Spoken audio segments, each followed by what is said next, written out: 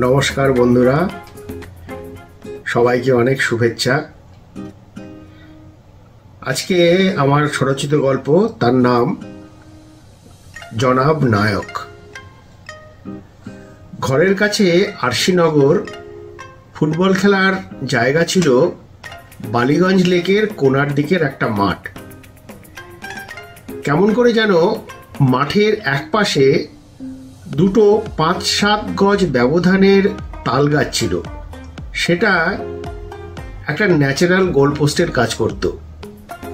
আর উল্টো দিকে কে বা কারা বাঁশ দিয়ে গোলপোস্ট বানিয়েছিল জানি না, কিন্তু আশেপাশের যত পাড়ার ছেলেরা বিকেলবেলা এইখানেই ফুটবল খেলতে আসতো। মাঠের মাঝখানে আবার একটা বেখাম্বা নারকেল গাছও ছিল। তাতে অসুবিধা অবশ্য কিছু ছিল না।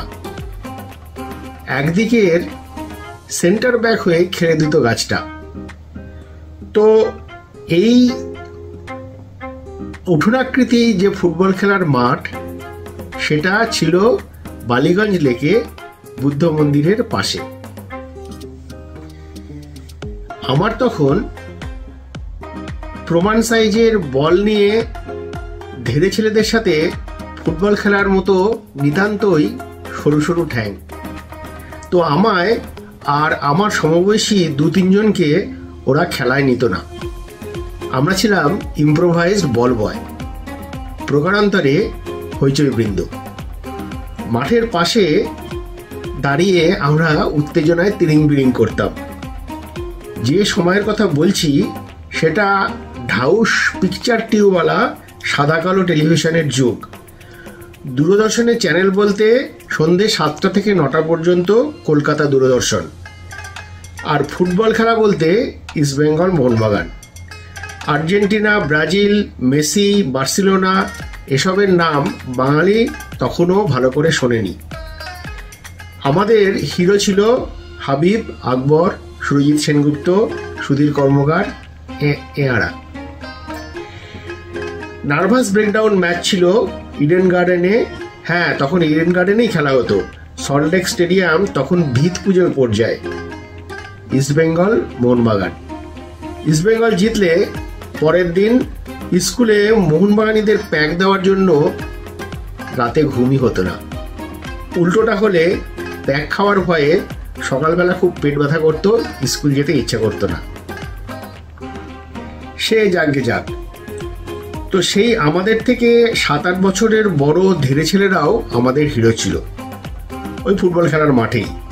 তাদের কেউ কেউ বল নিয়ে এমন ড্রিবল করতো আর ভাঁজ মারতো যে আমাদের তাই দেখে চুল খাড়া আর নাকের পাটা ফুলে থাকতো উত্তেজনায়। আমাদের মধ্যে আমার হিরো ছিল মনিদা। কালো কুষ্টির লিকপিকে হাত পায়ের মনিদা বল নিয়ে প্রায় জাদুর খেলা দেখাতো। আজকাল ইন্টারনেটের রাজত্বে মেসি, মারাদোনা, নেইমারের আর্টিস্ট্রি সবার চেনা, কিন্তু সেই সময়ের তাদের সেসবের ট্রেলারও আমাদের জানা ছিল না। তার মনিদাই ছিল আমাদের আইডল। মনিদা নিজের হাফলাইন থেকে বল ড্রিবল করতে করতে এগোতো আর আমাদের বুকে স্টিম রোলার চলতো। আমরা আড়ালে মনিদার নাম রেখেছিলাম সুরজিৎ সেনগুপ্ত, কারণ সেটাই ছিল আমাদের বল প্লেয়ারের আলটিমেট বেঞ্চমার্ক।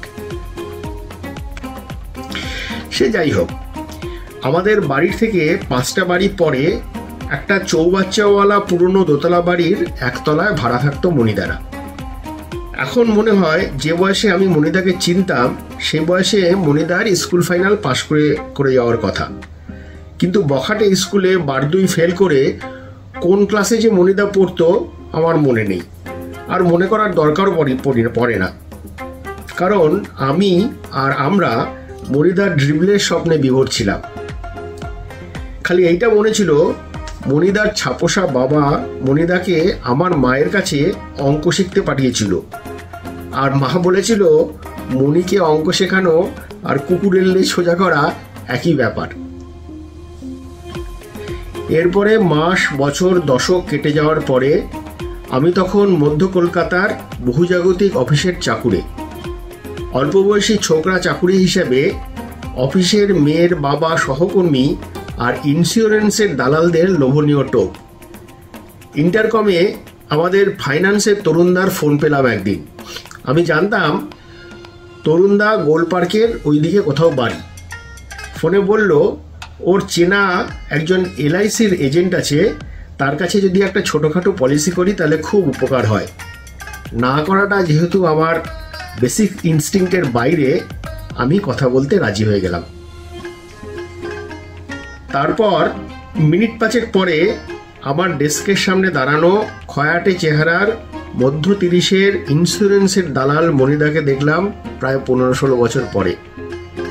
আধময়লা বুশশার্ট, বর্ষার কাদা থেকে বাঁচার জন্য গোড়ালির ওপরে ফোল্ড করা রং জ্বলে যাওয়ার ট্রাউজার, হাতে ঢাউস রেক্সিনের ফোলিও ব্যাগ, তাতে গুচ্ছ গুচ্ছ পলিসি ফর্ম। মনিদা অবশ্য আমাকে চিনতে পারেনি, আমিও পুরনো কথা বলিনি।